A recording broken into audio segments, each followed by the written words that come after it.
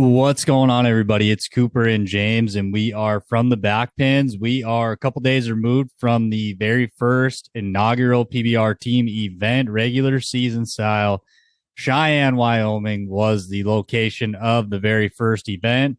It was a good one to watch, I thought. It was interesting to see. I'm glad they're trying it. I'm not going to get into that big debate on whether I think it's how it should be or whatever, like the old timers will tell you, but I was happy to see it, and from what I could tell, it went pretty well. I thought they did a pretty good job with it. James, how was your weekend and earlier this week? How have you been? Pretty good, pretty good. Feel great. Got a little bit of rain finally. Not much, but a little bit. It's been drier than a powder keg down here in the south. But speaking on the team deal and all that, I can't wait to do that and give you my thoughts. Yeah, we've got a lot to talk about, so we'll quit messing around. Let's grab them slides, boys, because we're coming at you from the back pins.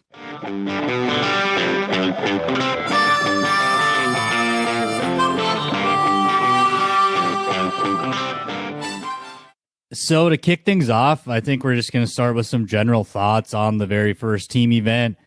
I was definitely really excited about it. With my sports background, I've followed leagues like this pretty much my whole life. So I was excited to see the PBR try it. Now, there were some surprising things. I'm not going to lie. Some guys didn't perform up to the standards I thought that we'd see out of them. But there was some competitive games. There was a 0-0 tie, which I don't think is good for anybody. It's not good to watch. It's not what you want as a competitor, individually or as a team. So definitely some surprising things. I think some of the takeaways I'm going to take away from this is you are going to see riding percentages go through the roof. With these coaches being able to match these guys up, I mean, James, you can correct me if I'm wrong, but there wasn't a lot of cases where guys were getting bucked off in 2.5 seconds. No, when they were getting bucked off, they were late sixes, seven-ish, right before the whistle. To be honest with you, based on what you just said, I'm surprised that they didn't ride more bulls in general as a whole in Cheyenne. Yeah, I kind of am too. There was definitely some matchups there that I thought guys let get away from them, but that's bull riding. Some of these guys haven't been going a whole lot since the World Finals. So it was the first time we got to see what the real starting rosters are going to look like. That preseason, they were using guys that probably aren't going to see a lot of starts, some of these teams. So we got to see the Jose Vitor Lemes. We got to see the Kaike Pashacos. We got to see that caliber of rider in Cheyenne. And I think it really helped me see it more clearly what the starting lineups are going to look like when you're talking about evaluating each team's chances to win a title. And my thoughts really haven't changed that much on my championship pick. But James, was there any team that really stood out to you that you didn't expect much from, but ended up being successful in Cheyenne? Missouri Thunder, I've been kind of high on from the beginning. I didn't expect them to go, 2-0. I really didn't expect any team to go 2-0. I just kind of figured nothing against them. I just figured it's a new thing. And, the Bulls were no slouches by no means, just because, for one thing, of where they were. They had Juju. They had Cool Whip. They had several other ones that are usually in championship rounds that guys got matched up with. So some of them may have got overmatched, and welcome to the PBR. So, James, I agree with you on the bullpen of it. They did have some good bulls there. Like you said, bulls we're used to seeing in championship round scenarios, and guys did step up to the plate, no doubt about it, in some scenarios. And then you had some guys that didn't get the job done when I thought they would, but that's kind of the sport. So let's talk about some of the surprising things that went down in Cheyenne. The number one thing I have written down right here, the Oklahoma Freedom go 0-2. They don't come away with any W's in Cheyenne. Obviously, I've went on the air and said I think these guys are going to win the title this year. I'm not panicking. It's 1 week. They're not up to full strength yet. And they've got some young guys in here, predominantly Casey Roberts. He steps out there and goes 90 points on Tuesday night in Cheyenne. What do you think about some of the young guys that the Freedom rolled out this week, I guess, in Cheyenne? Oh, I was impressed with a lot, not just with the Freedom, but if you want to talk specifically, Casey Roberts is no slouch, as we found out. I'm sure he wishes he would have delivered on both his bulls, but to step up at that environment, forget the whole we're in Cheyenne and all that on top of it, but throw in yourself in a new environment, which bull riding in itself is not a new environment for a guy at that level, but the whole team concept, nobody other than the couple of practice or preseason games or whatever that somebody might have watched or whatever, nobody really knew exactly how it was going to go, or they knew their job was to get on and ride bulls just like it always is. So he just approached it that way and went at it and made a phenomenal bull ride. But to see a young kid that's never been on the UTV or never even been to a velocity tour, as far as I know, might have, but as far as I know, he hadn't. And to just be thrown in the fire like that and just get on a really ranked bull and say, I'm a champion. I'm not a champion of the PBR yet, but I'm a champion, and here's why. There ain't no better way to say welcome to the PBR and welcome to the team series than to show everybody you belong there. And I think you did that. Yeah, I agree with you. I know they've been high on that guy since they signed him, and he's backing up what they thought of him so far. So I'm sure we're going to see more of Casey Roberts as the season progresses, especially in Kansas City. I got to think they're probably looking at him pretty hard to slide him into that starting lineup again. The next surprise I have written down, Kaike Pashaco goes 0-2 on Tuesday night. And this one surprised me a little bit because I thought both the bulls Kaike got on were pretty good fits for him. And he came down off both of them. And really, the bonus round bull he got on Mike's Motive, he's ridden that bull before, and it just looked like he was off. I don't know if he's got some sort of little injury that we don't know about or if he just wasn't feeling it, but he bucked off that one really quick, and you don't see that out of Kaike very often. No, you don't. And I think one of the biggest surprises for me is to see Nashville come together the way they did. To see Ryan Dirt Eater step out and just make a flawless bull ride like that for being off as long as he has. Yeah, he's been on some bulls at some challenger events and been on some in the practice pen, but until you get to that level, it's a whole nother beast. And he just looked like, okay, well, I've been off for a while, time to go back to work. Talk about guys stepping up when they needed to, and one that not everybody would expect, but I definitely expect to step up. And who knows where the sky's the limit for that guy and that team as far as that goes. Yeah, I'll agree with you there. I'm not going to put too much stock into the first event of the year. There's a lot of bull riding left before they get to the T-Mobile in Las Vegas, Nevada. But in my opinion, Nashville showed up to Cheyenne and showed me that they are a title contender for real. And we skipped over this on our general thoughts on the event, but it kind of ties into what James is talking about. I thought from all the teams, when you look at their energy they had on the back of the buck and shoots, all that, Nashville to me looked like probably the tightest knit unit. Every single one of those guys was on the back of the buck and shoots every out. They were getting excited. Justin McBride was definitely amped up. He was into that deal, no doubt about it. I think Nashville is going to be a pretty key player come playoff time, and a team we're going to be talking about as a potential championship caliber team as this season moves forward. I'll agree with that wholeheartedly. And another thing that really surprised me was that Winston De Silva of the Carolina Cowboys, they picked him up and put him right in the fire. They put him on Juju, and he rode Juju. So admittedly, from my perspective, it wasn't Juju's best trip, but it wasn't necessarily a day off by no means. Definitely not the Bulls' best day, but like you said, he rode him. I'm not going to take anything away from him there. And obviously, you can tell they're trusting him. And Boudreaux said in the broadcast on Tuesday, Wingston's a cowboy.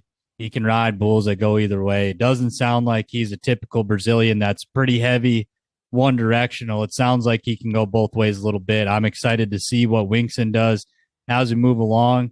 The last surprise I have written down is Colton Fritzling goes 0-2 on the weekend. And this is a guy I'm really high on. I think a lot of them. As a bull rider, this guy can handle any kind of bull, but not the performance Colton Fritzling or the Missouri Thunder were hoping to get out of Fritzling for the 2 days in Cheyenne. What were your thoughts on what Colton looked like, James? Colton Fritzling hasn't been on as many bulls as, say, the rest of these guys because, he'd come off the injury, but he'd been on enough by now to get his timing back, and it won't take him long to get in a groove and get moving. But it is a little bit surprising to see him come down off of 2. And probably the last one that I'm going to mention, since you mentioned one that just surprised the far out of it, that they come down, and that was Mason Taylor. Yeah, I'm a little shocked Mason didn't get either of his bulls rode either. He's a guy I really think can ride any kind of bull. But like I said, we're early enough into this deal. I'm not going to panic. It's one bull riding. A lot of these guys only got on 2 or 1 for that matter. So it's tough to judge too hard. I'm just going off of what I saw, and I'm surprised Mason Taylor did not ride at least one of his bulls. But that's how she goes. But let's take a break and talk about Rank Ride Fantasy for a second. If you enjoy what the PBR Team Series did, and especially the draft aspect of that, check out Rank Ride Fantasy. They let you put your general manager cap on, and you get to make those decisions that a general manager does week in, week out. I played the entire 2022 season, and it was a great time. It's a really good way to engage yourself with the bull riding that's happening. When you have something to cheer for or against, it really makes it more exciting to watch, especially when you pick a guy that goes 90-plus points. There's not a better feeling in the world, and it's a really good opportunity to give you and your buddies the opportunity to give each other a hard time, compete against each other. Let's get some bragging rights going. I'm better than you are. I know more than you do. Now you can put it to the test, and bragging rights are always good when you're interacting with your best of friends. It's a really great time. I can promise you won't be disappointed. So check out Rank Ride Fantasy at www.rankridefantasy.com, and I will link their social medias in the description below, and also I will list them at the end of this podcast. But let's get back to it. Some injuries from Cheyenne. Now, there were some last-minute changes on the draw sheet. JRV did not compete. Chase Outlaw got pulled really late from the draw.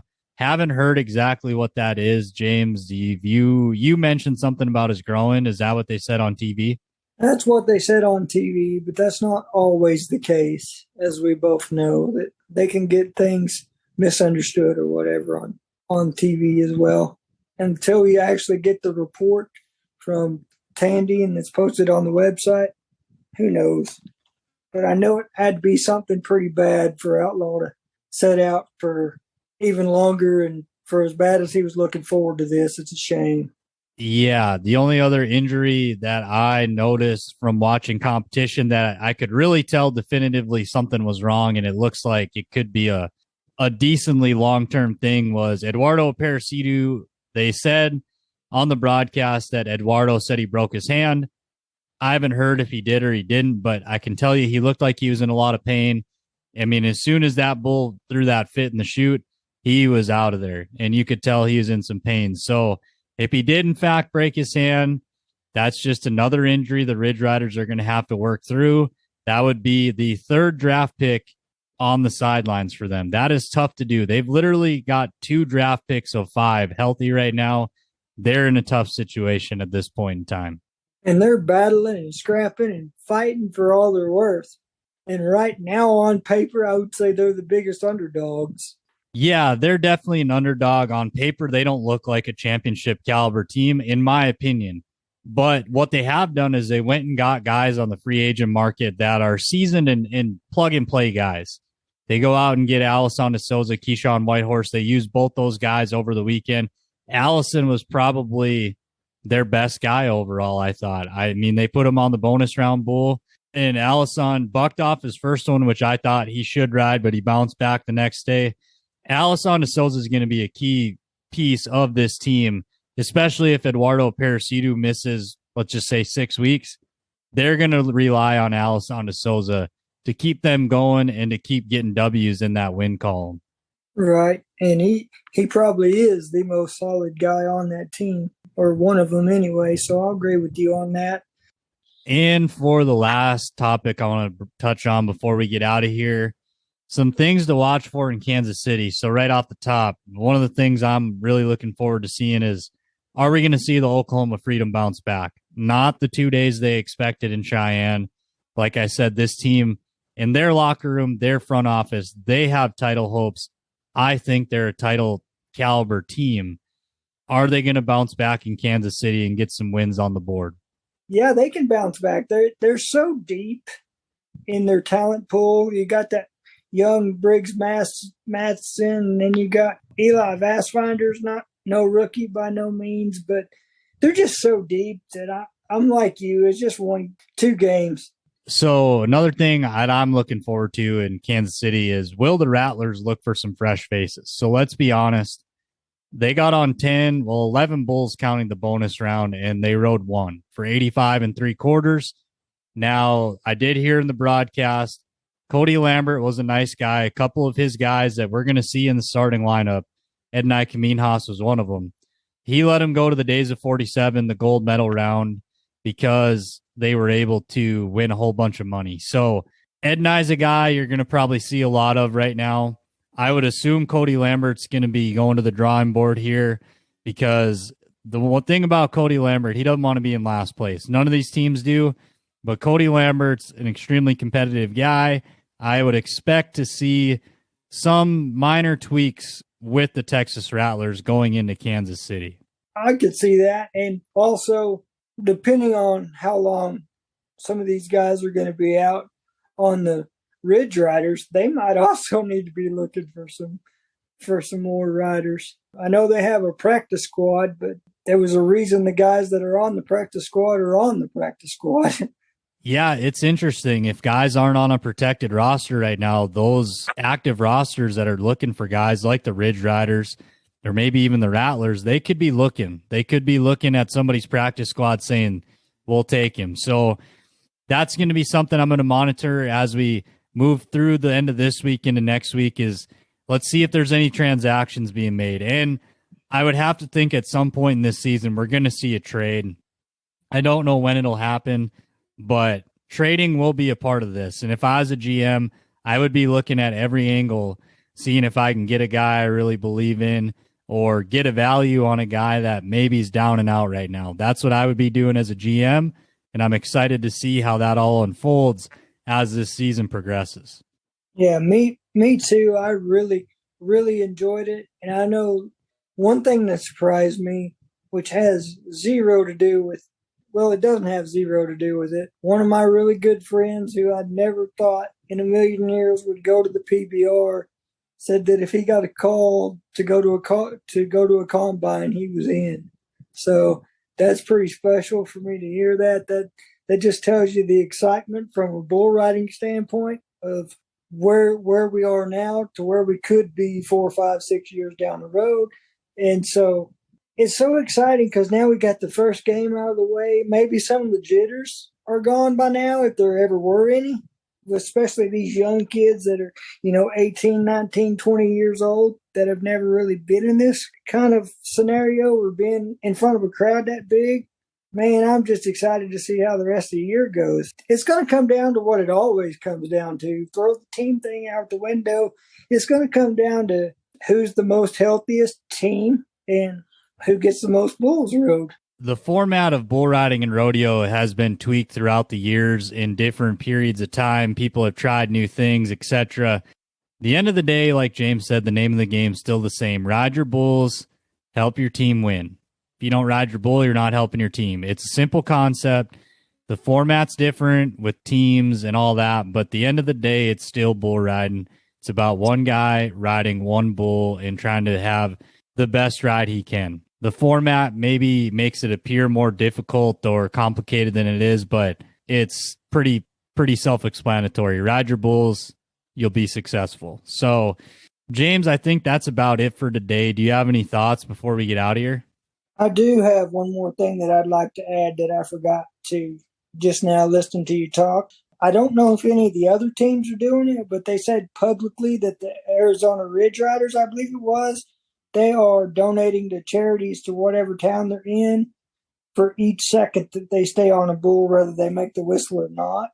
I kind of would like to see the rest of the teams in the league kind of do something similar, maybe not exactly that, but to give back and in other ways is never a bad thing. And with these general managers and people that are finally getting into our sport, like Richard Childers and some of those other people that probably need a tax write-off. Well, that's a good way to do it. But other than that, just glad to see you again, Coop, and wish we could talk a little bit more than what we do. But I've been busy, and you've been busy, and I'm just so glad to get some content out. And I just can't wait till we hit Kansas City, and I'm giving you a hard time about hopefully my team winning the bull riding.